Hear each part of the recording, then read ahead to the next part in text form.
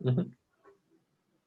Y yo creo que puedes partir. No sé si tienes algún requerimiento, si hay alguna pregunta, te interrumpen o las preguntas van a ser al final. Si tienen Eh, alguna pregunta, en realidad no tengo problema que me interrumpan. ya, Mm, súper. pero no sé cómo lo prefieren ustedes. ¿No? Así que a a tu gusto, así que interrumpa nomás, chiquillas y chiquillos. Ahí volvió Laura.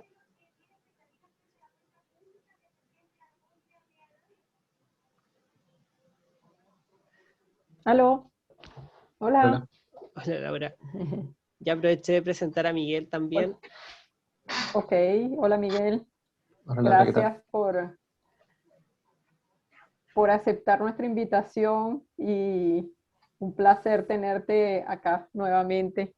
Espero Mm, que nuestros chicos disfruten y aprovechen esta oportunidad. ya, pues, muchas gracias por la invitación. Ojalá les sirva, se ayuda. Lo es. Así que parte nomás, Miguel. Ya. Yo me voy a silenciar. Ujú. Súper. Bueno, como les comentaba el Gustavo, yo desde que me metí, de hecho, a la carrera de geofísica, empecé a trabajar harto en el área de tsunami, me metí harto en ese tema, y hoy en día trabajo en paralelo en tsunamis y, como él comentaba, en proyectos con el Centro Sismológico en el área de alerta temprana. Les voy a mostrar harto de lo que se trabaja en tsunamis, no solo en Chile, sino que en el mundo, y al final un cachito de lo que he estado trabajando en la alerta temprana, porque el Gustavo me comentó que les podía ser útil. Ya. Entonces, veamos. Ya. Ya. Algunos de los temas que vamos a tratar hoy día son qué son los tsunamis, cómo se producen, tipos de tsunamis, ya, los tipos de inundación, qué es el run-up, algunos de ejemplos y otros temas como evacuación y demás. Entonces, una pequeña introducción. ¿Qué es un tsunami? Un tsunami uno siempre se lo imagina porque los muestran en las películas, así como esta figura que tengo acá, una ola así como bien grandota, irrumpiendo, ¿cierto?, en la ciudad. Pero no es tan así, es un poco fantasioso eso. Los tsunamis tienden a ser fenómenos, como dicen ahí, un poco complejos de movimiento de una columna de agua. Y por lo general, como les voy a tratar de mostrar, no son tan como estrepitosos como esto que uno se imagina. ¿Ya?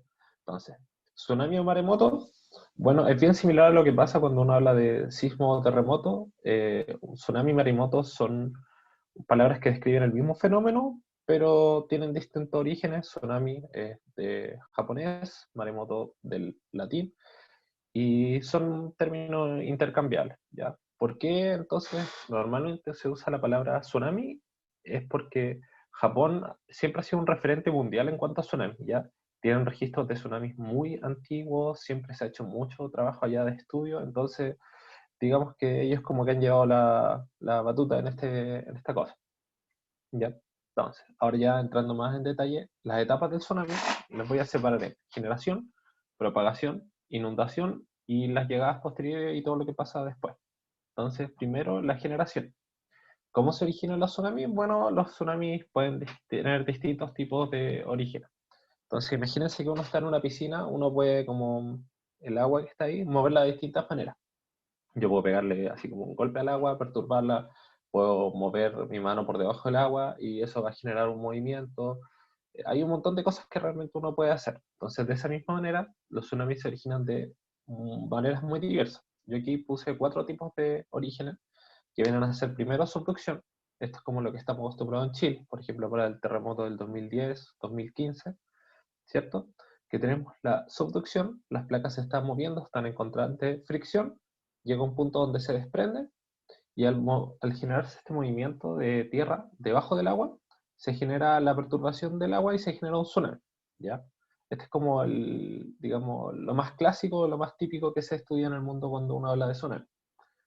Otro fenómeno que puede ocurrir es deslizamiento, ¿ya? Entonces, lo que pasa es que no necesariamente por un sismo, puede ser, digamos, un sismo, pero puede ser algo más normal que ocurre porque se produce una inestabilidad en la Tierra, ¿ya?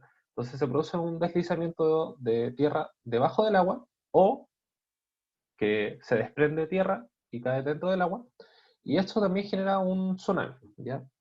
Más ratito les voy a hablar de las diferencias entre estos dos tipos de tsunamis porque se comportan de manera distinta, ¿ya?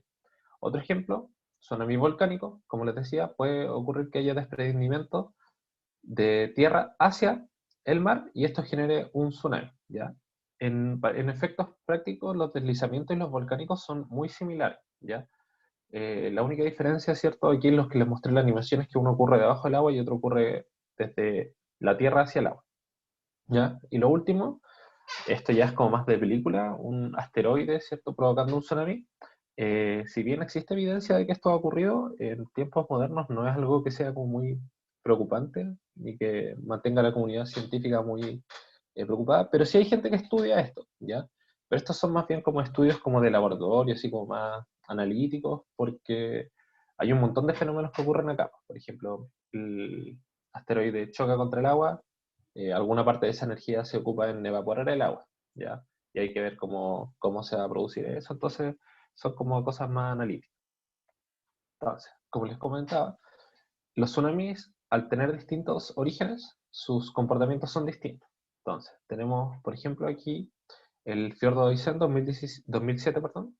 No sé si muchos de ustedes se acordarán, pero aquí lo que ocurrió fue que hubo un desprendimiento de un cerro que se ve en la figura A, B, C y D, y eso entró en este cuerpo de agua y generó un tsunami muy grande. Debe haber sido unos 10 metros o algo por el estilo, ¿ya? Y hubo un par de, si no me equivoco, de personas que fallecieron por este tsunami, ¿ya? Entonces, este tipo de fenómenos tienden a generar tsunamis bastante grandes, pero tienden a ser súper acotados, ¿ya? A diferencia de un terremoto grande, por ejemplo, el terremoto del Maule, que se puede abarcar cientos de kilómetros del tsunami, esto tiende a ser algo mucho más localizado, ¿ya? Por ejemplo, aquí, el tsunami del 2011 en Japón, uno puede ver la altura del agua y puede ver que se propaga incluso hasta Chile, ¿ya? Entonces aquí ocurre un fenómeno muy interesante y es que cuando ocurre un terremoto muy grande en Chile o en Japón, el tsunami puede llegar hasta el otro lado. Entonces, por ejemplo, para el terremoto de 1960 Valdivia en Chile, el tsunami llega a Japón, incluso causa que algunos barcos entren a tierra, ¿ya? Y esto se produce como con una diferencia de 22 horas más o menos. Entonces, por eso de repente, no sé, pues, por ejemplo, para el terremoto de Japón del 2011, aquí se hablaba de que se esperaba el tsunami al día siguiente, ¿ya? Ahora, pasando ya a la propagación, tenemos que el tsunami se propaga, ¿cierto?, en el mar abierto, como les mostré. Entonces, hay fórmulas como bien complejas que uno puede hacer para estimar a qué velocidad se mueve el tsunami, pero se puede simplificar más o menos con esta fórmula que está acá. Es G, la gravedad, y H, la profundidad del mar donde se está propagando, ¿ya? Entonces, la gravedad tiene un valor aproximado de, si lo redondeamos, más o menos 10 metros sobre segundo cuadrado, y la profundidad promedio del océano es de unos 4 kilómetros o 4.000 metros. Entonces, si uno hace el cálculo, ve que un tsunami en mar abierto se mueve como a 720 kilómetros por hora, que es más o menos muy similar a lo que se mueve un avión, ¿ya? Entonces, ¿qué pasa? El tsunami en el mar abierto se mueve muy, muy rápido. Por eso es que puede llegar, por ejemplo, a Japón si bien 22 horas puede parecer mucho, la distancia es bien grande. Entonces, ¿qué pasa? Tenemos que los tsunamis se mueven súper rápido en el mar, pero por lo general cuando hay un tsunami o un terremoto, uno no se preocupa mucho de los barcos que estén en mar abierto, porque los tsunamis tienden a ser inofensivos ahí. Entonces, ¿qué pasa? Como se ve en la figura, los tsunamis son fenómenos de onda larga. Entonces, quiere decir esto que cuando están en el mar, los tsunamis como que se extienden así, y la altura de la ola se va achicando. Entonces, si se fijan, aquí tenemos un ejemplo de un tsunami que la longitud de onda son unos 200 kilómetros y la altura, aquí dice, 0,5 metros. Entonces, a pesar de que vaya muy rápido, es algo que realmente es imperceptible. Entonces, aquí se dan algunos casos, por ejemplo, que si ocurre un gran terremoto y hay un barco que está en mar abierto, le conviene quedarse ahí antes que irse hacia la costa, porque a la costa sí van a haber perturbaciones más grandes, ¿ya? Entonces, ¿cómo, pasa que en mar abierto es inofensivo, pero en la costa es una gran amenaza. Entonces, lo que pasa es que hay un fenómeno que se llama el asomeramiento o shoaling, pero en términos prácticos es que como la velocidad es proporcional a la profundidad del mar, a medida que nos vamos acercando hacia la costa, esta velocidad va disminuyendo porque la altura va disminuyendo. Entonces, el frente de ondas que va en un comienzo va haciéndose más lento y lo que va entrando por detrás lo va como empujando. Entonces, ¿qué pasa? Que las olas crecen y se produce, por ejemplo, acá, que crecen hasta acá, hasta que explotan y caen en la costa. ¿Ya?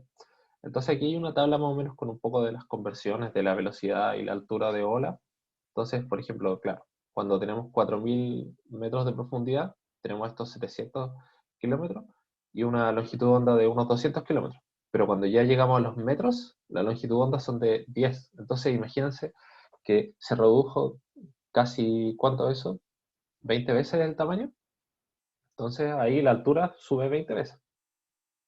¿Ya? Ahora, la inundación, ¿cómo se produce? ¿Cierto? Tenemos que el tsunami llega hacia la costa, ¿ya? Y el punto donde llega se puede separar en dos. La distancia de inundación, o la inundación horizontal, y la vertical, que en la literatura por lo general se conoce como el run-up, o la altura máxima de inundación vertical, ¿ya? Entonces, cuando ocurre un tsunami, se hacen estudios y lo que hace la gente es que va y empieza a muestrear dónde, por ejemplo, llegó la ola, ¿ya? Y de repente puede ser más útil estudiar la altura vertical, por ejemplo, si es que se ve un cambio en la vegetación, por ejemplo, que la vegetación de cierta altura está muerta, o lo que pasa mucho del tema del coral, los crustáceos, llegado hasta cierta altura, como que el agua se los lleva. Entonces, se puede tener una muy clara idea de la altura vertical donde se produjo, ¿ya?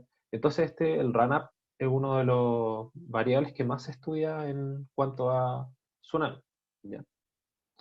Ahora, la inundación horizontal también es súper útil porque nos permite zonificar zonas de mayor riesgo, ¿cierto? Por ejemplo, aquí tenemos la carta de inundación del tsunami en Iquique y podemos ver que se puede zonificar aquí es mucho más útil la distancia horizontal porque podemos ver cuáles son, por ejemplo, las calles que están con posibilidad de que les llegue el tsunami, ¿ya?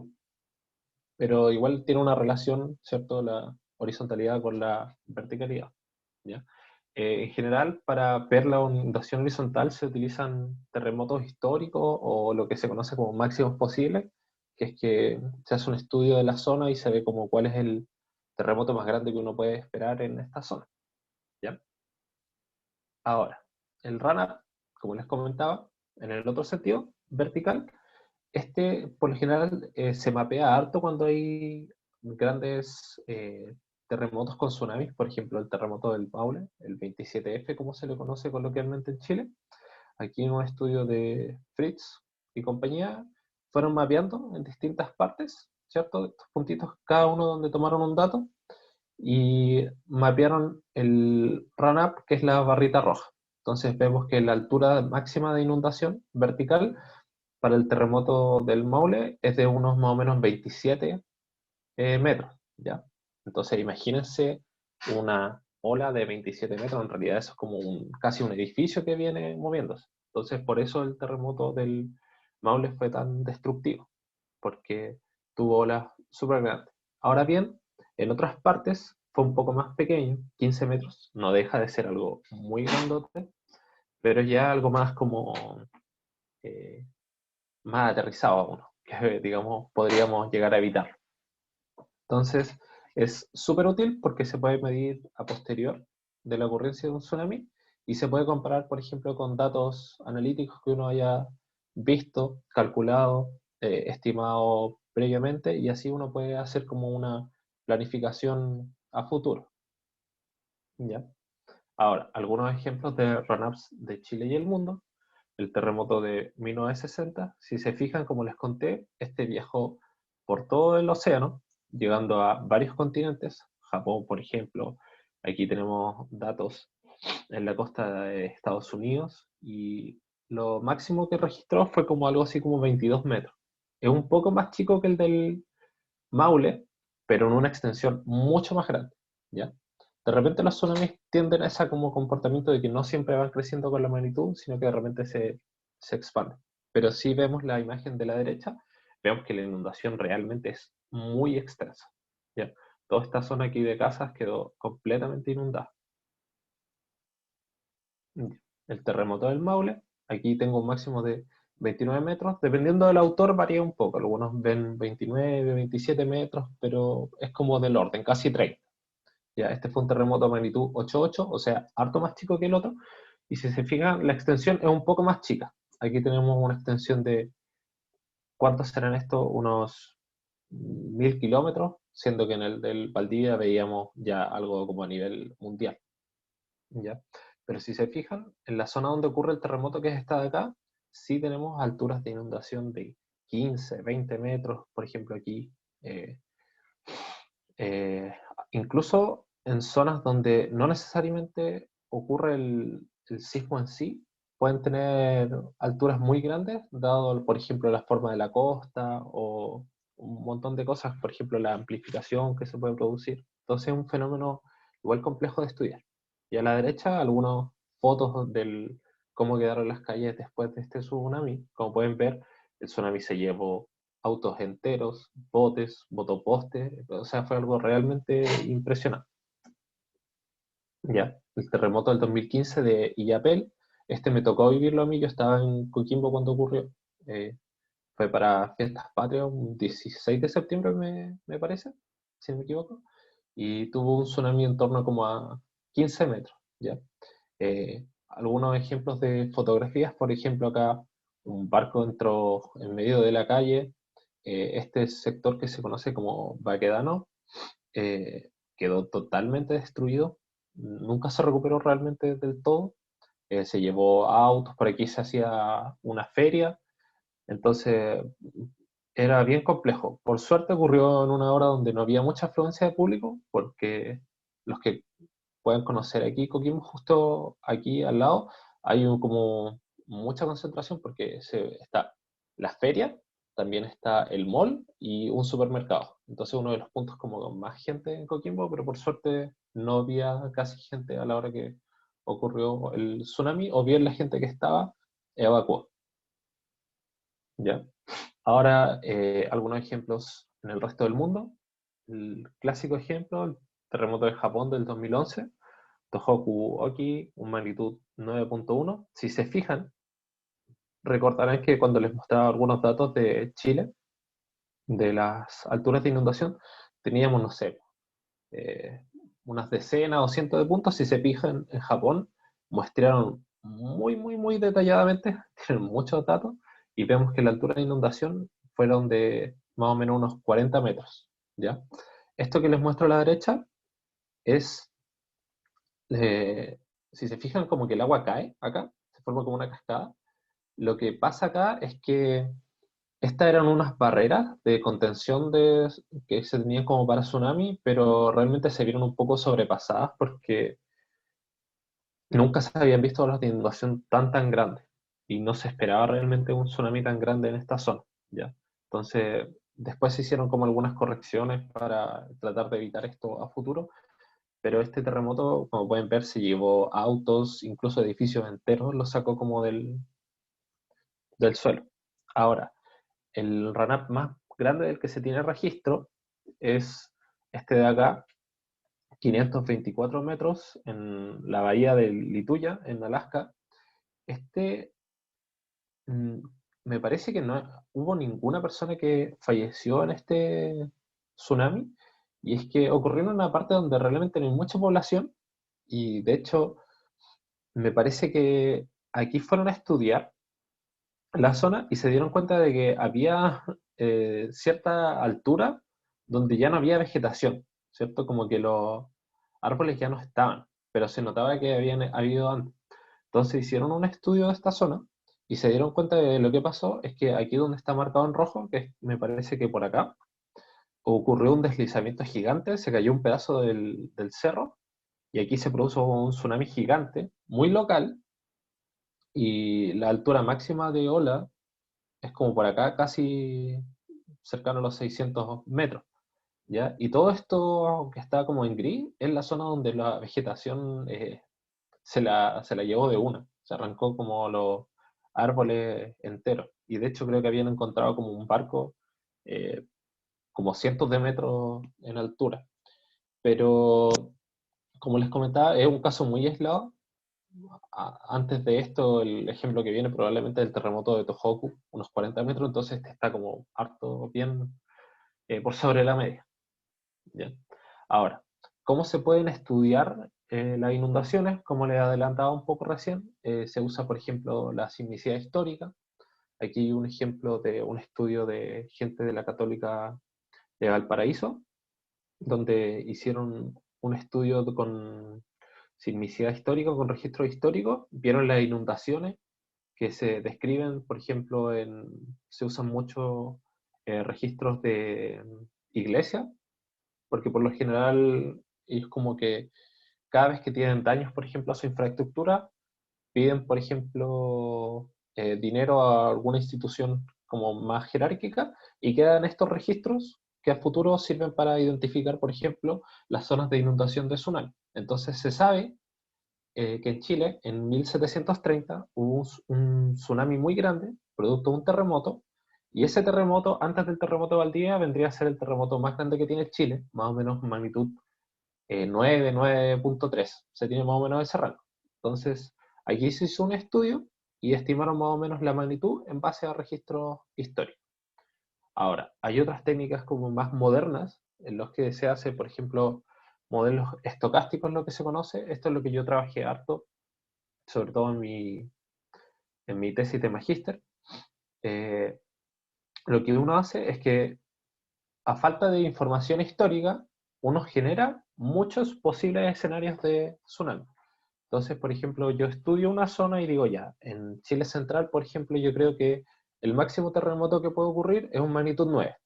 Ahora, ¿cómo voy a distribuir esta magnitud 9? No estoy tan claro, entonces empiezo a probar muchos escenarios. Entonces, por ejemplo, aquí tiene un escenario donde está concentrada el deslizamiento por acá, otro donde puede estar un poco más arriba, y empiezo así a realizar muchos escenarios, y cada uno de estos escenarios propago un tsunami numérico, ¿ya? Entonces me genero como una base de datos con la que después puedo decir, ah, ya, estos son como los escenarios más probables, cómo afectan, cuáles son las zonas más afectadas, y así.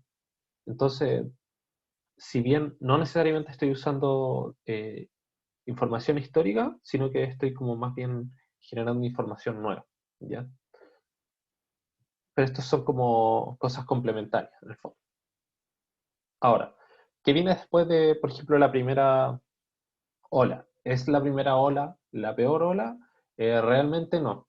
Por lo general, la segunda o tercera ola pueden ser peores que la primera ola. ¿Por qué?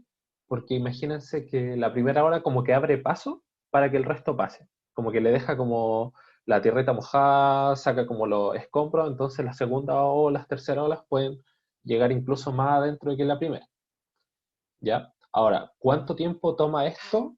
Por lo general, en Chile se habla de que la primera ola llega como a los 15, 20 minutos, pero se ha visto en algunos ejemplos, por ejemplo, el terremoto del 2015, la primera ola se cree que llegó en Tongoy, me parece, como a los 7 minutos, que es algo muy, muy rápido, ¿ya? Y por lo general, después de la primera ola, se empiezan a repetir olas subsiguientes, más o menos como unos 20, 30 minutos de intervalo, ¿ya? Entonces, ahí como para unir la última pregunta, ¿cuánto tiempo después de un terremoto hay que esperar para acercarse al mar?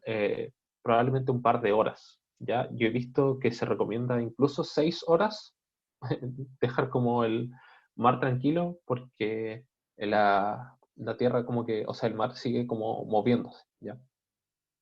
Ahora, ¿qué pasa cuando el mar llega a tierra, ¿cierto? ¿Cómo evacúa la gente? ¿Qué es lo que se estudia en la literatura? ¿Ya?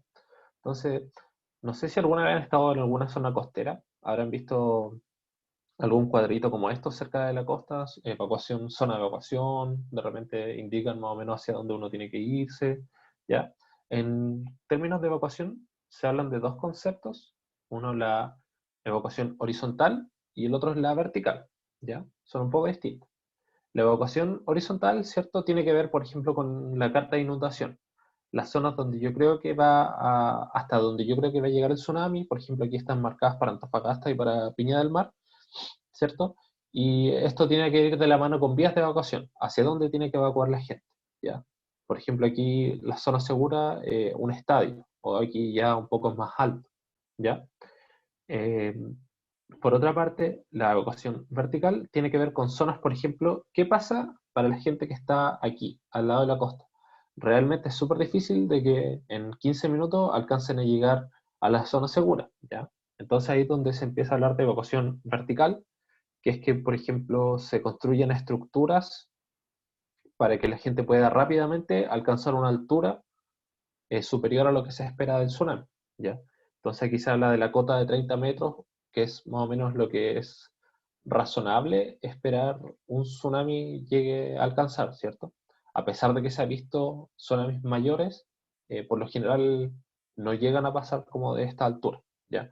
Entonces, por ejemplo, aquí ven, esto es para el terremoto de Japón del 2011.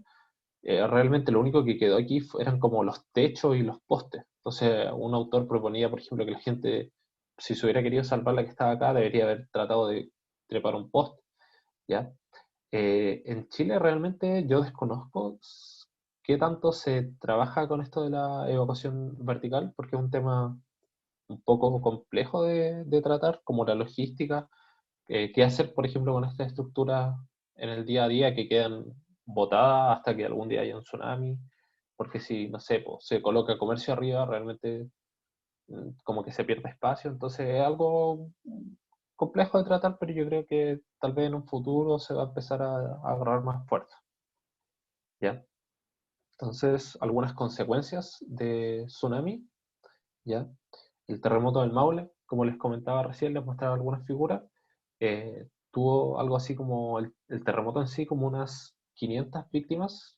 Igual estos datos los he visto variar harto con el tiempo, entonces no estoy tan seguro si están bien actualizados, pero se cree que al menos unas 150 de esas personas fallecieron directamente asociadas al tsunami, o sea que la ola es como que lo alcanzó, ¿ya? El- Muchas de ellas se cree también que eran turistas que no conocían mucho el tema de tsunami en la zona y que estaban veraneando como cerca de la costa y como el terremoto fue bien de noche, los pilló desprevenidos, ¿ya? Eh, la última cifra que pude buscar en cuanto al costo económico que afectó a Chile, se cree que fue de unos 25 a 30 billones de dólares, ¿cierto? Como por el daño producido directamente por el terremoto y el tsunami. Es difícil igual en este tipo de cosas ver cuánto afecta el tsunami solamente, dado que son como cosas están muy cercanas en el tiempo, entonces se tratan como un solo fenómeno, ¿ya? Ahora, otros tsunamis grandes en el mundo, uno de los terremotos, yo diría, más importantes a nivel de sismología y de estudio de tsunami, el terremoto de Indonesia del 2004, un magnitud 9.2, que dejó cerca de 230.000 muertos en 14 países, ¿ya? Este fue un terremoto muy grande, un tsunami enorme, ¿ya? ¿Y qué pasó? Es que antes de este terremoto y tsunami, las instituciones que trabajaban este tipo de cosas a nivel global estaban muy potadas, ¿ya? Como no habíamos vivido un tsunami grande en los últimos años, desde, por ejemplo, el terremoto del 60, el tema de tsunami estaba muy votado. A nivel de Chile, por ejemplo, muy pocos estudios. Entonces, este fue como un llamado de despertar, de alerta, eh, a nivel mundial, y ahí se generaron muchas como organizaciones, por ejemplo, el Pacific Warning Center, PCTW creo que se llama. Se metió como se inyectó mucho dinero a estas instituciones para estar más preparados a futuro, ¿ya? Chile se quedó un poco atrás y el terremoto del 2010 no nos pilló tan preparados como deberíamos haber estado, ¿cierto? Entonces por eso hubo hartas consecuencias y a partir de eso, ¿cierto? Se empezó a trabajar mucho más este tema Y por ejemplo, para el terremoto del 2015 de Yapel, no sé si alguno ahora está cerca de Coquimbo, habrá escuchado, pero ya ahí había más infraestructura. Por ejemplo, a mí me llegó una alarma de evacuación al celular. Entonces, es triste, pero si no ocurren tsunamis o terremotos muy grandes, la gente como que la memoria es frágil, se empieza a olvidar, ¿ya? Entonces, este tipo de cosas yo creo que lo que uno tiene que pensar es como un recordatorio de no dejar este tipo de cosas botadas. Como ven en la imagen, toda esta zona quedó totalmente desaparecida. Eh, entonces son fenómenos bien importantes de seguir estudiando. El terremoto del 2011 de Tohoku, ¿cierto? En Sendai, aquí me faltó esto, estaba seguro que lo había cambiado, pero el tsunami entró más de 5 kilómetros tierra adentro, ¿ya? Entonces imagínense, realmente evacuar eso es como muy, muy difícil. Se estima que el daño de tsunami fueron de unos 360 billones de dólares. Si se recuerdan, en Chile yo hablaba de 20 billones, realmente esto fue algo mucho más catastrófico. Hubo aproximadamente 18.000 muertos por el tsunami.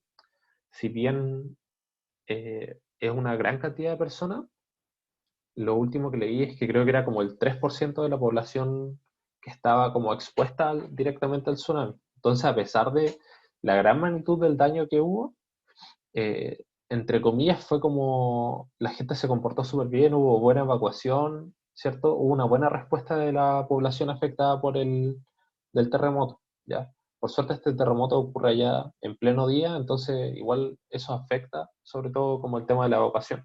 Cuando ocurren los terremotos, tsunamis en la noche, la gente tiende a ser mucho más lenta, por ejemplo, ¿ya? Aquí unas imágenes de antes y después del tsunami de Japón, ¿cierto? Si se fijan, toda esta zona acá, llena de casas, desaparecieron casi todos, se ven como algunos de los edificios más grandes nomás, y ya como esta zona con vegetación que estaba un poco mal, se ve como que se salvó. Pero todo lo que estaba acá, de hecho esta parte de la costa como que casi desaparece. Eh, allá. Y aquí una última figura, si se fijan en este caso, que es uno, como les comento, de los tsunamis más grandes del mundo, hasta este edificio de, no sé, ¿cuántos son? 2, 3 pisos, quedó totalmente inundado. Ya, esto igual es la zona donde el tsunami pegó más fuerte. Ya, entonces, algunos tsunamis del pasado o cómo se estudian los tsunamis del pasado, cómo podemos como tratar de evitar de que esto pase, es tratar de entender lo que ha ocurrido, ¿cierto?, antiguamente. Entonces, por ejemplo, para eso hay cosas que se pueden hacer, registros históricos, como les comentaba, se hacen estudios de todo el material que se puede encontrar que mencione, por ejemplo, tsunamis, marejadas, ahí se tiene que ir complementando para ver si es que tiene que ver con un terremoto, si es que de repente fue algo, una marejada, por ejemplo, no sé, una tormenta. Es como bien complicado este estudio porque es algo que se tiene que hacer con mucho tiempo, es bien detallado. Ya, entonces, por ejemplo, aquí este describe, esta pintura, dibujo, describe un tsunami grandote que ocurrió en Chile en el año 1800, ¿ya? Y un tsunami entonces ahí se ve como bien como dramatizado que se está llevando las naves, pero eso da una idea, por ejemplo, de la altura del tsunami. Entonces fue algo muy, muy grande porque la gente ve hasta los barcos entrando, ¿cierto?, a la costa, los edificios cayéndose, esta iglesia acá, por ejemplo, podemos ver que se está cayendo y la Tierra se está abriendo. Entonces, esto nos da una idea del tamaño del sismo y este sismo se cree que fue de magnitud aproximadamente 8.8, ¿ya? Ahora, si es que no hay registro histórico, ¿ya? Porque, no sé, la zona era muy poco poblada, o bien no había nadie que escribiera, o no quedó ningún registro, hay otro tipo de cosas que se pueden hacer. Por ejemplo, paleotsunamis, lo que se hace es, hacen trincheras en zonas cercanas a la costa, por ejemplo, en este caso es un- una especie como de pantano que está cerca de la costa de Quintero, ¿ya? Entonces se hacen agujeros bien grandotes y se ve que hay ciertas capas que tienen que ver con arena de mar. Entonces se sabe que ese, por ejemplo, fue un tsunami, este que está acá abajo, fue otro tsunami, ¿ya? Ahí más arriba se ve algo, puede ser que ahí se haya sido otro. Entonces, si se ven, aquí están como lo están clasificando A, B, C, D, F, y se sabe entonces, por ejemplo, que en la zona central de Chile hay ocurrencia de grandes terremotos más o menos cada 300 o 500 años, ¿ya? El problema es que cuando uno se va yendo más atrás, ¿cierto? La datación se hace un poco más complicada y no hay nada que amarre como con registros históricos, porque antes de la llegada de los españoles a Chile, ya como, no sé, pues antes del año 1500, realmente hay muy poco registro que te pueda dar cuenta de un tsunami o tratar de acortar la fecha en donde ocurrió. Entonces, para eso uno recorre ya la mitología local, por ejemplo, el mito de Tentei Caikai Bilú, que este es un mito de la mitología mapuche, perdón, ¿cierto? Entonces que cuenta de que habían dos serpientes grandes que luchaban, una de tierra, una de mar, y que cuando una se enojaba golpeaba el suelo y la otra como que tiraba el mar hacia adentro, ¿ya? Entonces eso la gente cree que tiene que ver con la relación con los terremotos y los tsunamis, ¿cierto? Entonces cuando se movía el suelo, llegaba el mar, que venía a ser el tsunami.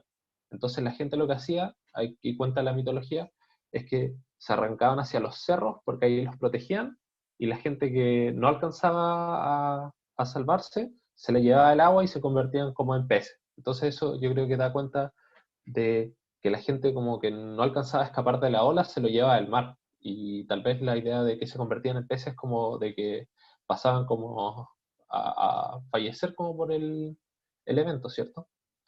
Entonces, de esa manera, en otras partes de Chile, por ejemplo, se ve en el norte, he visto pinturas en greda, ¿cierto? Que podrían dar cuenta, por ejemplo, de tsunami o terremoto, ¿ya? Ahora, me soplaron por ahí que les servía harto que les hablara del caso de Viña del Mar. Entonces puse aquí un par de diapositivas de lo que se ve en Viña del Mar en cuanto a tsunami. Entonces, esta figura se la mostré antes. Les comentaba que Carvajal y su grupo en 2017 hicieron un estudio, ¿cierto? En Chile Central, más o menos entre un poco al norte de La Serena, un poco más abajo de Concepción. Se cree que hubo un terremoto en 1730. Bueno, se sabe, hay registros históricos también de paleotsunami. Y lo que ellos hicieron fue, ¿cierto?, tomar todos los registros históricos de donde se creía que había inundación y ir probando con distintos tamaños de tsunami, ¿cierto? Hasta dar con alguno que pudiera como explicar toda la inundación que se ve. Entonces, como pueden ver, aquí probaron con magnitud desde 8,7 a un 9,3. Y lo que ellos encuentran es que los valores que mejor explican este tsunami son una magnitud 9,1 o un 9,3, ¿ya? Entonces se tiene una idea de que este fue un terremoto más o menos, ¿cierto?, en toda esta zona de acá, y que fue entre un 9,1 y un 9,3, pero lo que habla de un terremoto muy, muy grande, ¿ya? Y esto se ha corroborado, por ejemplo, con datos de tsunami en Japón, que ellos tienen registro incluso de los tsunamis que les llegan no directamente por algún terremoto allá. Entonces ellos tienen un registro en 1730, también da cuenta de un terremoto muy grande, porque se ve una ola considerable en Japón. También utilizaron datos, por ejemplo, de paleotsunamis, como les decía. Entonces ellos saben que en 1730 hubo un tsunami considerable y con toda esta evidencia se tiene más o menos esta altura, o perdón, tamaño de sí. Ahora, esto, el CHOA toma datos históricos, hace cartas de inundación hasta donde cree que puede haber un tsunami y cierto clasifica en amenaza baja, media o alta dependiendo de la, cierto al tamaño de la ola que se puede ver, ¿ya? Entonces esto uno lo cruza con la vulnerabilidad y obtiene cierto, perdón, o sea, sí, lo cruza con la vulnerabilidad, que por ejemplo, yo no sé si ustedes sabrán, pero en Valparaíso, Viña del Mar, hay muchos campamentos, entonces hay mucha vulnerabilidad, digamos, física, socioeconómica en la zona. Entonces estos datos uno los cruza, este fue aquí con datos del censo, puedo encontrar esta figura que habla de la vulnerabilidad, consideraba la vulnerabilidad global, que considera la vulnerabilidad física, socioeconómica y educativa ante la amenaza de tsunami. Y, ¿cierto? Cruzando estos dos datos, uno obtiene aquí la figura de riesgo por tsunami en Viña del Mar, ¿ya? Entonces, si uno se fija, acá hay dos lugares, dos sectores donde el riesgo por tsunami es súper alto, ¿ya? Y estos dos donde yo puse la flechita son dos esteros de agua. Entonces, ¿qué pasa? Estas salidas de agua hacia el mar actúan como una autopista para que el tsunami se propague, dado que ya tiene como el camino hecho. Entonces el tsunami entra con mucha fuerza por acá, ¿ya?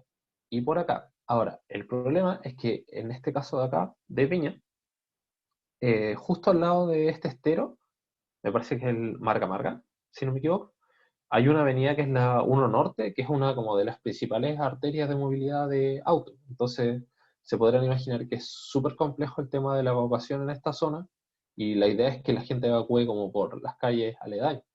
Pero me imagino yo que en el caso de un tsunami grandote, un terremoto grandote, yo creo que va a ser súper difícil mantener la calma. Entonces, yo creo que es una de las principales como eh, cosas que se están estudiando en cuanto son a futuro, o se está tratando de ver como la logística de cómo reducir este riesgo. Ahora, ya finalizando, para dejarlos ya tranquilos, lo último que les voy a hablar es el tema de alerta temprana, que es lo que he estado trabajando últimamente, que es algo que se comunica muy bien con el tema de tsunamis, porque, ¿cierto? Para uno tener una respuesta rápida en un tsunami, tiene que tener infraestructura detrás que le permita como responder, ¿cierto? Entonces eso, por ejemplo, pueden ser, como les mostraba, estudios de eh, estudios históricos, estudios de paleotsunami, ¿cierto? Zonificación de las zonas de mayor riesgo, así. Y otra cosa que se está trabajando actualmente es el tema de alerta temprana. Yo estoy trabajando ahora en un proyecto en el Centro Sismológico. Entonces, ¿cómo funciona esto? ¿Cierto? Uno tiene este esquema, una falla, que puede ser otra cosa, puede ser otra falla, por ejemplo, subducción, pero ¿cierto? Tiene un terremoto señalizado aquí, un hipocentro con una estrellita, y va a tener dos frentes de onda, las ondas P y las ondas S, ¿ya? Entonces, todas estas como cositas que se ven por acá son estaciones. Entonces, la idea es que estas estaciones van a detectar las ondas P y mandan una señal, ¿cierto? Para que se procese esta información, y esa información viaja más rápido que las ondas de los sismos, ¿cierto? Ahora, hoy en día en el mundo de la tecnología. Entonces, uno rápidamente procesa esto y puede generar una alerta al público, ¿cierto? Antes de que lleguen las ondas S a su ubicación, ya que es como lo que genera el mayor movimiento, las ondas S y después la onda superficial, ¿ya? Ahora, esto es algo súper complejo y que está como, yo diría, recién estamos como en una etapa muy de gestación de este tipo de cosas, pero la idea es que tenemos a la izquierda, por ejemplo, algunos de los sismos más grandes en el norte de Chile, ¿ya? Entonces uno espera de que los sismos vengan costa afuera, los más grandes, y generar, ¿cierto? Entonces, alertas con las estaciones que están ubicadas en la costa, ¿ya? Entonces, estas son algunas de las alertas que hemos podido enviar como centro sismológico en este periodo de prueba que hemos tenido. Cada uno de estos sismos, en gris es un sismo que detectó el centro sismológico, y en naranjo, unido por una línea, la alerta que se envió, ¿cierto? O donde se detectó rápidamente. Si se fijan, hay errores, ¿ya? La ubicación no es exacta, las magnitudes son proporcionales al tamaño, entonces en algunos casos difieren bastante. Pero como les comentaba, esto es algo que todavía se está probando, pero en general se mantiene más o menos la forma de la sismicidad en la zona, ¿ya? Ahora, esto estamos tratando de pasarlo a que se generen las alertas y que le lleguen a uno al celular, ¿ya? Este es como una captura de pantalla de mi celular. Yo he estado probando esto en el último tiempo y me están llegando alertas, pero realmente todavía no estamos en una etapa en que se pueda como distribuir a nivel como de país, pero ojalá tal vez en un par de años más poder mostrarles ya un producto finalizado o algo que pueda serle útil a ustedes. Y con eso terminó mi presentación.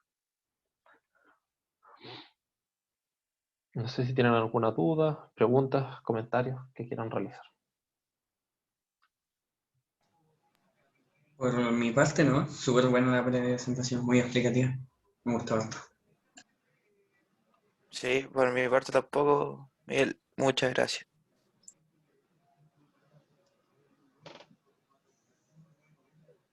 Muchas Súper gracias bacán. por la presentación.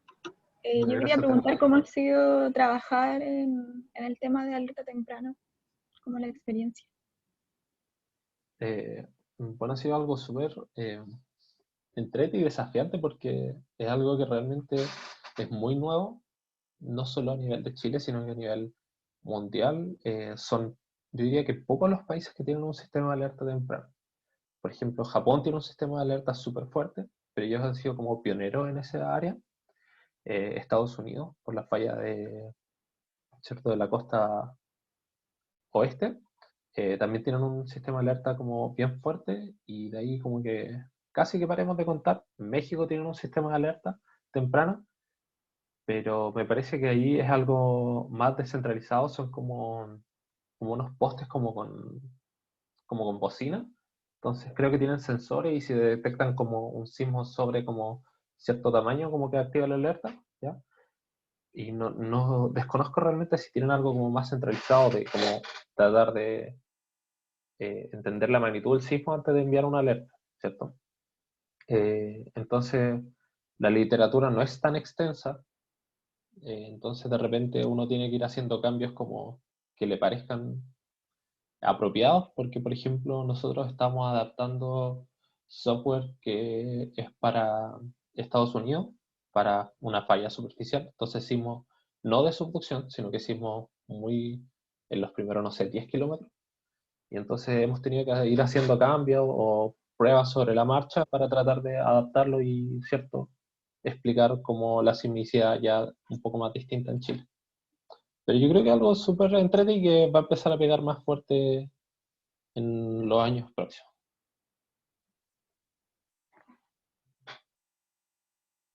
Muchas gracias, está interesante el tema.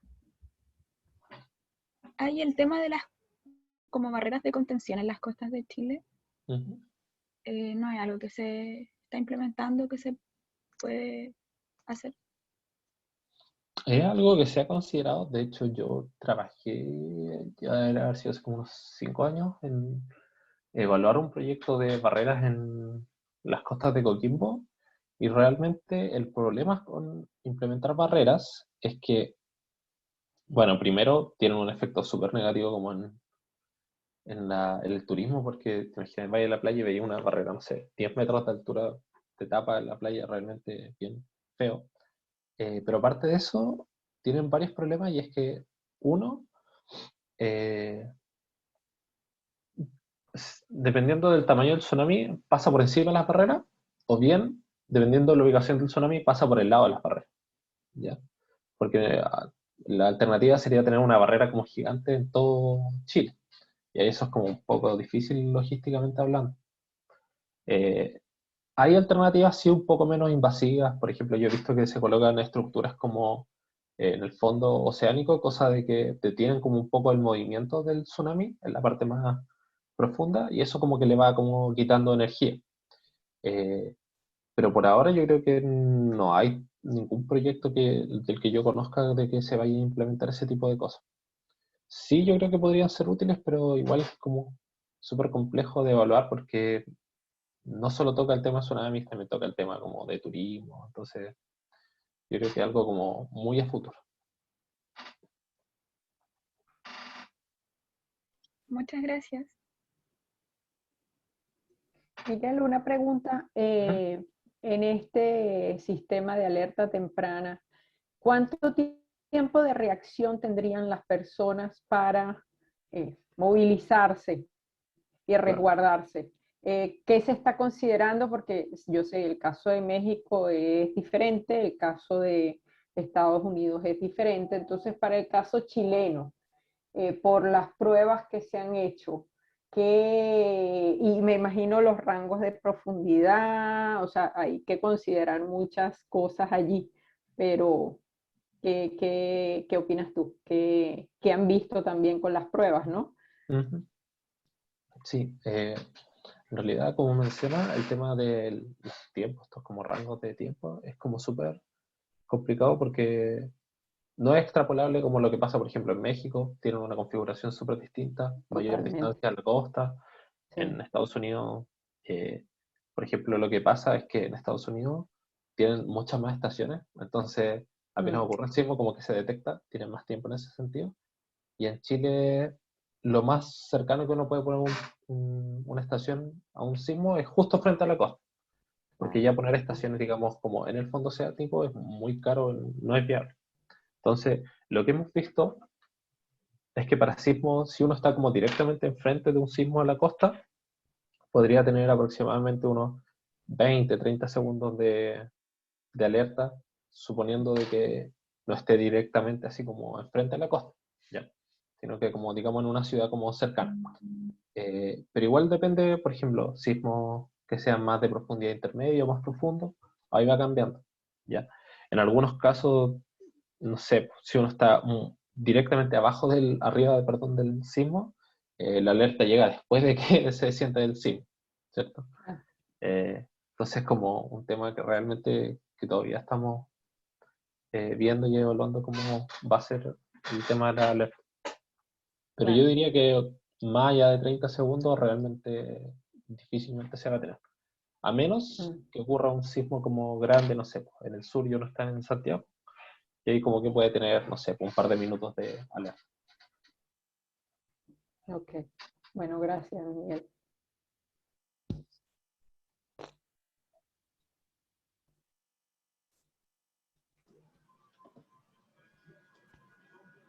Miguel, yo tengo una pregunta. Ujú. Tú dijiste que en el océano abierto el tsunami tiene una gran longitud de onda, entonces es casi imperceptible, por ejemplo, para las embarcaciones. Entonces, Ujú. ¿cómo lo hacen estas agencias como el Centro de Alerta de Tsunami del Pacífico para decir como hay alerta de tsunami después de un terremoto en Japón, efectivamente, por imágenes satelitales o por boyas o cómo? Eh, sí, mira, lo que ellos hacen es que tienen como escenarios como precalculados, ¿ya? Y como software especializado, ¿cierto? Entonces, ya cuando se tiene como una magnitud estimada del sismo, o se tiene como, no sé, por ejemplo, con reportes de intensidad, uno puede más o menos inferir una magnitud bien rápido, como que hacen una simulación, ¿cierto? Y tienen como un mapita de más o menos cómo va a ser la propagación del tsunami, y eso, incluso no teniendo como una buena estimación de la magnitud, son como bien acertados, porque ya más en términos local es un poco más complejo de hacer la predicción, pero a más nivel como regional, global, es como bien acertado con, incluso como con la pura magnitud y la ubicación del sitio, ¿ya? Y ahí entonces, ¿cierto? Van como alertando como a los pares en cada país o la institución correspondiente para que tomen las medidas como apropiadas. Pero ya es como más caso como regional, así como de embarcaciones, eso ya lo verá como cada país o no sé, encargado de costa. Pero entonces sería solamente para caso de terremoto, o sea, si hubiera algún otro tipo de origen del tsunami, de perturbación de fondo oceánico, no habría mucha más. Bueno, eso en realidad lo que yo conozco en cuanto a lo que he podido como ver en cuanto a terremotos. Desconozco realmente cómo funciona para otro tipo de cosas, pero sí sé que para otro tipo de, no sé, fenómenos, por ejemplo, algo más como climático, igual tienen como bien mapeado ese tipo de estudios. Pero no sé, pues, si es que fuera a ocurrir como una bomba en el mar, algo por el estilo, ahí yo creo que eso es algo que tendrían que valorar en el momento.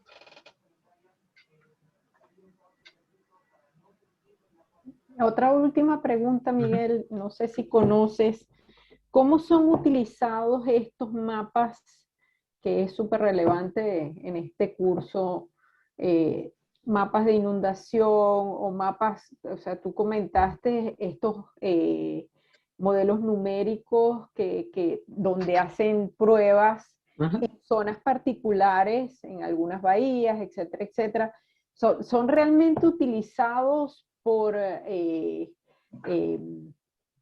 por el gobierno para aprobar, no aprobar ciertos ciertas construcciones importantes que se van a realizar en algunos sitios, por supuesto, costeros, ¿no? ¿Tú conoces algo de eso? ¿Quién maneja eso en términos de permisología, que es muy relevante precisamente para ellos, Ujú, para ellos que van a ser ingenieros civiles geológicos, ¿no?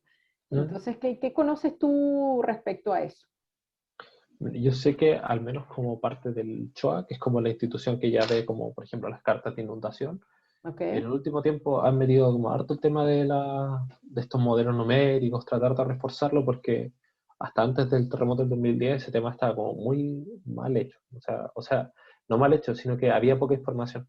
Ya faltaba mucho trabajo por hacer y se ha ido Ujú. como mejorando harto con el tiempo.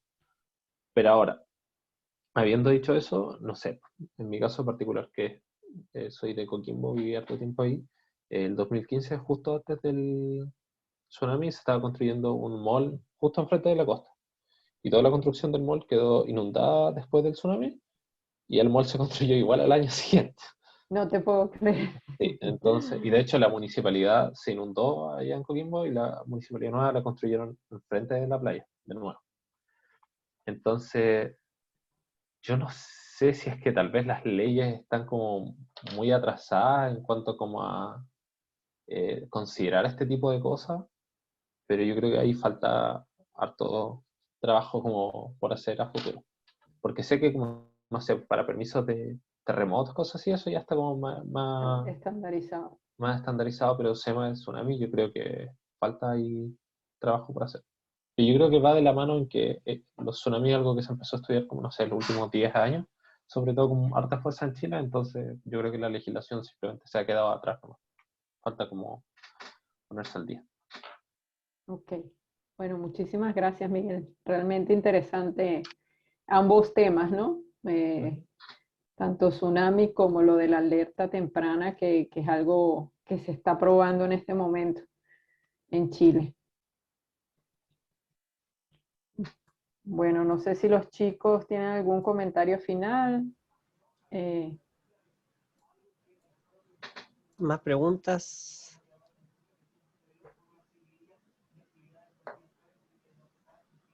No por mi parte. Yo creo que bueno, voy a hacer lo que hizo Laura de preguntar algo que yo sé la respuesta, que no quiero saber la respuesta, pero sé que va a ser mala, pero Miguel, qué ¿tú crees bueno. que estamos mejor preparados hoy en día para un terremoto tsunamigénico en las costas central de Chile que hace 10 años o no? Sí, definitivamente. Eh, Sobre todo ahí yo creo que hay que agradecer harto como a la gente de la Católica de Valparaíso que han hecho un estudio como bien extenso en esa zona y ellos tienen como comunicación directa con las autoridades, por ejemplo con el CHOA. Eh, Trabajan como codo a codo y han hecho como mucho estudio en esa zona. Pero yo creo que de repente pasa que si no hay como alguien trabajando en una zona, esa zona como que queda botada. O que si hay muy poca población en una zona, como que no es prioridad y como hay recursos limitados, también queda como votado. Entonces, en particular para Chile Central yo creo que estamos mucho mejor, pero para el resto, ahí no. De hecho, no sé si alguno se acordará, debe haber sido hace como unos 10 años, hubo o tal vez más, ¿cómo es que se llama? Un reportaje del Natio, donde mostraron así como un tsunami súper grande en las costas de Chile, y yo me acuerdo que en ese tiempo lo trataron así como de que era como algo clásico, así como ya fantasioso de película, como muy catastrófico. Y de ahí estuvo metido, no me acuerdo quién fue, se me escapa el nombre, bueno, pero hoy en día ese tipo de situaciones, ese tipo como de escenario ya no es como considerado algo tan fuera de la realidad, es algo como de lo que como que se está tratando de trabajar de prevenir, pero ya no es algo así como, pero no les muestres eso a la gente que se va a asustar, ahora es como, bueno, sí, en realidad podría pasar. Entonces yo creo que ha habido harto trabajo ahí, cambio y ojalá a futuro siga nomás avanzando la cosa.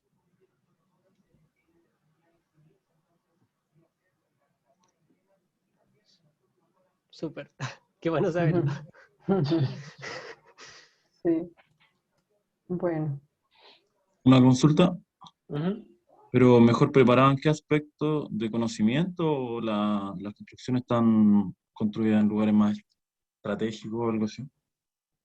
Yo creo que sobre todo de conocimiento, pero también como de manejo en cuanto de autoridades, como de un...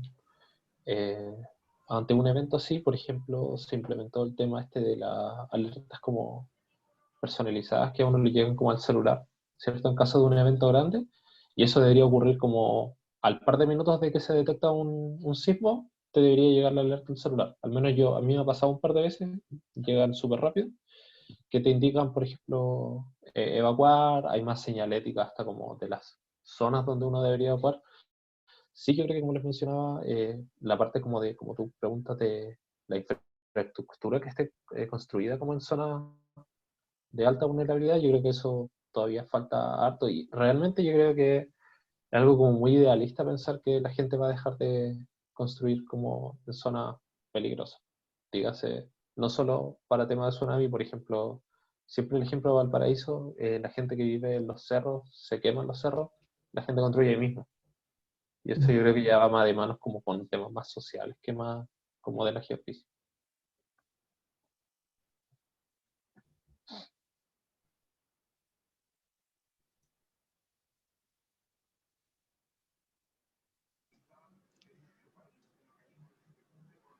No sé si hay más preguntas. Ah, yo tengo una pregunta, o sea, más que pregunta es como pedir la opinión con respecto a lo que pasó para el terremoto del año 2010. O sea, se supone que Chile está como de un país bien preparado en temas de eventos sísmicos y todo lo que tiene que ver con las consecuencias, pero a pesar de que ese terremoto fue súper grande, ¿por qué las autoridades dijeron que en ese momento no habían alertas de tsunami? O sea, no había un eventual tsunami que venía en las costas. Yo creo que sobre todo como te decía, para el terremoto del 2010 sirvió así como para despertar en cuanto a este tema, porque se creía como que Chile estaba preparado para ese tipo de cosas, pero no lo estaba. De hecho, si tú como te fijas, antes de eso existía el Servicio Sismológico Nacional, ¿ya? Que funcionaba como de la Universidad de Chile, era como el que veía el tema de los terremotos, pero era algo como que casi funcionaba así como por la buena voluntad de la gente que trabajaba ahí, así como mucho como de, yo trabajo aquí así como por la buena onda, no sé, pues si ocurría algo un fin de semana, no había nadie trabajando ahí, ¿ya? Y ahí entonces, después de ese evento, ¿cierto? Se crea el Centro Sismológico Nacional, cambia de nombre, ahí ya pasa a recibir plata como directamente del Estado, como por, eh, ¿cómo decirlo? Como por ley.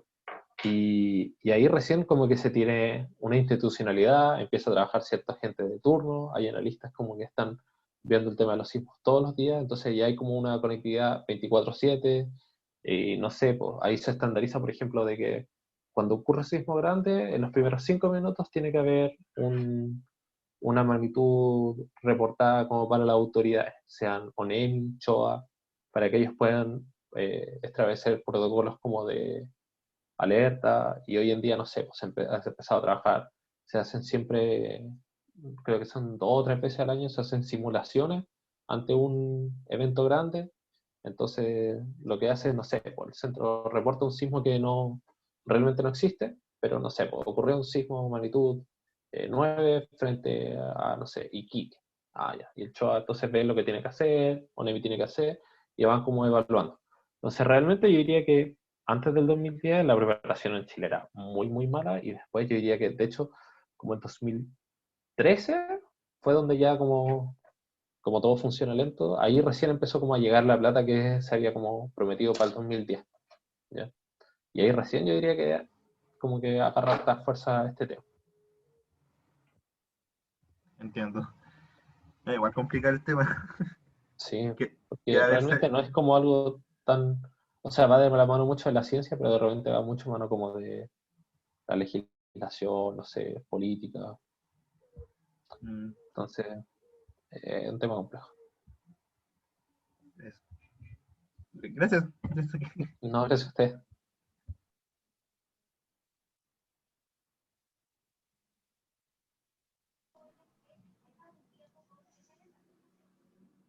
Bueno, sí, no.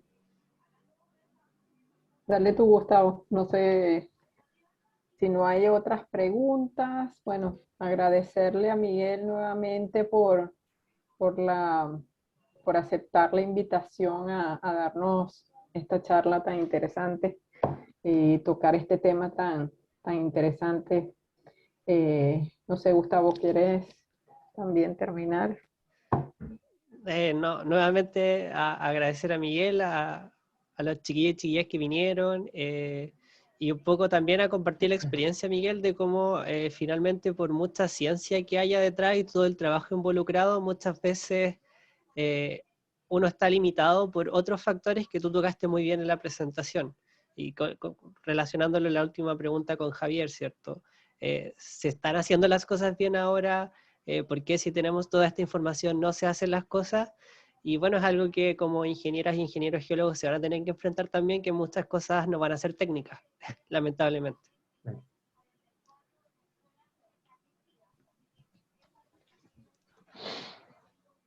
Así que dejamos hasta aquí.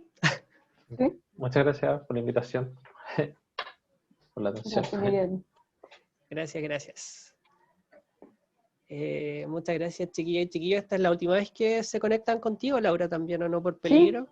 Sí, Así sí. que Entonces, pero se van a conectar contigo al final de la tarde para trabajar un poco más con los datos, que les va a ayudar a canalizar, a trabajar en la tarea. ¿Ok? Muchas gracias, profes, que estén bien. Muchas gracias por la charla también, estuvo muy buena. Que estén bien, que tengan un buen resto de la semana todos. Gracias, gracias. Gracias, Nicolás. Muchas gracias. Gracias, Martín, Javier. Que estén bien, muchas gracias por todo. chao, chao. Chao. Chao. Nos vemos a las 2:30, los que quieran. Bueno, Gustavo, estuvo muy buena y interesante la parte